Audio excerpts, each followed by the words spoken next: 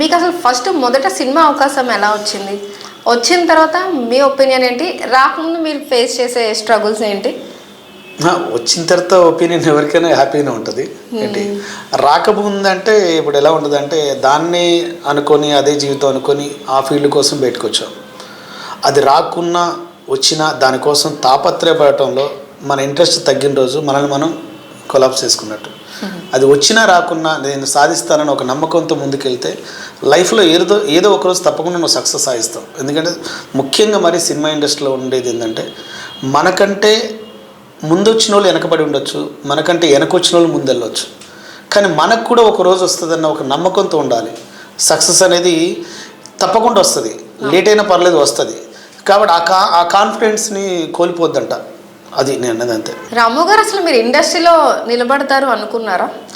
నిలబడతాను అనుకోవడం కన్నా ఒకటండి, మనం ఎక్కడ ఉంటే అక్కడ మనం నిలబడం అనేది కాదండి.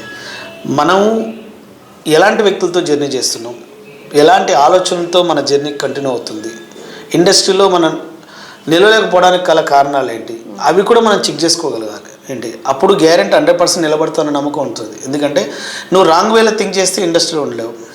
ఏంటి రాంగ్ వే అనేది నీకు రావద్దు. జస్ట్ సెల్ఫ్ కాన్ఫిడెన్స్ మనం కోల్పోవద్దు. ఎందుకంటే ఫెయిల్యూర్స్ అనేవి లేని వ్యక్తి లేరు ఇండస్ట్రీలో, అందరికీ ఉంటాయి ఫెయిల్యూర్స్. ఫెయిల్యూర్స్ వచ్చినా మనం పాజిటివ్ థింక్ చేయాలి, ఇంకాస్త బెటర్గా పనిచేయలేము అన్న ఆలోచన. కొన్ని అవకాశాలు లేవు, అవకాశాలు రాకుండా మనమే కాదు మనకన్నా పెద్దవాళ్ళకు కూడా అవకాశాలు లేక ఇండ్లలో కూర్చున్న సందర్భాలు ఉంటాయి. అవి వాళ్ళు చెప్పరు, మనం చెప్పుకుంటాం, అంతే తేడా. అంతే తప్పితే మనం బాధపడుతూ కూర్చుంటే ఇంకోళ్ళు వచ్చి బాగు చేస్తారన్న అనుకుంటే ఇండస్ట్రీకి మాత్రం రావద్దు. నిన్ను నువ్వు బాగు చేసుకోగలుగుతావు, నిన్ను నువ్వు నమ్ముకోగలుగుతావు, నీ ఆత్మవిశ్వాసంతో నువ్వు ముందుకు దూసుకెళ్ళగలుగుతావు అన్న ఒక నమ్మకాన్ని నీ మనసులో పెట్టుకో. ఎన్ని ఫెయిల్యూర్స్ వచ్చినా, ఎన్ని బాధలు వచ్చినా, ఎన్ని కష్టాలు వచ్చినా, నీ కుటుంబ సపోర్ట్ లేకున్నా నువ్వు రీచ్ కాగలుగుతావు అనుకున్న వ్యక్తులు మాత్రం రండి. ఎందుకంటే మనం ఎదగకపోగా మన ఎదుగుదలలో మిస్టేక్ లేని మన కుటుంబాన్ని, మన పిల్లల్ని మనకు సపోర్ట్ లేదని అనటం రాంగ్. సినిమా ఇండస్ట్రీ అనేది చాలా కాంపిటీషన్ ఫీల్డ్. సో కాబట్టి ఇక్కడ టైం అనేది డిసైడ్ చేస్తుంటుంది, సక్సెస్ అనేది చెప్తుంటుంది. సో అలాగని 10 సక్సెస్లు 10 అవకాశాలు నీ దగ్గర రావు. అవకాశం వచ్చేటప్పటికి ఎంట్లో మళ్ళీపోతుంటుంది, అది ఏదో రూపంలో. ఎందుకంటే ఇంకోళ్ళు లాక్కుంటారు, ఇంకోళ్ళు ఇచ్చేస్తారు, ఇంకోళ్ళు ఇవ్వని అంటారు, ఇంకోళ్ళు ఎందుకులే ఇవ్వని అని అంటారు.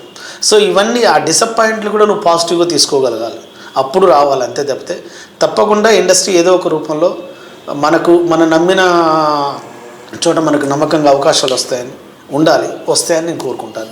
ఎందుకంటే నేను ఒకటండి, నాకు ఇవి అవకాశాలు వస్తాయి రావని కానీ బయటకు వచ్చినప్పటికి నాకేం తెలియదు అసలు.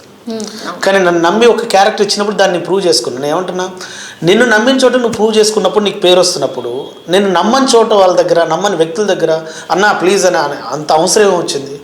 నిన్ను ఫస్ట్ చెక్ చేసుకొని నువ్వు చేసిన తర్వాత నువ్వు బయటకు వస్తే ఒక మనిషి అలవాటు కావాలి, తన యాక్టింగ్ కానీ, ఆలోచన కానీ, వే ఆఫ్ గోయింగ్ కానీ. ఒకటే బాడీ లాంగ్వేజ్ కాదు కదా, నేను అలవాటు అవ్వాలి. ఒక తాపే పని చేసే వ్యక్తి కూడా రోజు పని ఉంటేనే వాడు మేస్త్రి అవుతాడు, రోజు పని లేకపోతే కూలీడు కానీ మిగిలిపోతాడు.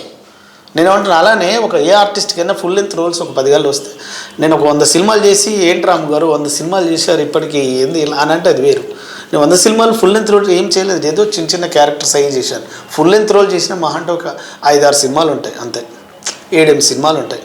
సో 7-8 సినిమాల్లో కూడా మంచి క్యారెక్టర్ వచ్చి ప్రూవ్ చేసుకోగలిగానంటే నేను హ్యాపీగానే ఫీల్ అవుతున్నా, చాలా హ్యాపీ. అంటే నన్ను నమ్మిన చోట నేను చేసుకున్నా, అతి తక్కువ టైంలో పేరు సంపాదించుకోగలిగాను. నెక్స్ట్ ఇంకెవరన్నా బెస్ట్ ఆలోచనగా వ్యక్తిని మళ్ళీ నమ్మి మంచి క్యారెక్టర్ ఇచ్చి ఇది చేసుకుంటే ఇంకాస్త బెటర్ ప్లేస్లోకి వెళ్తామన్న ఆలోచనతో ఉన్నాను, అంతే.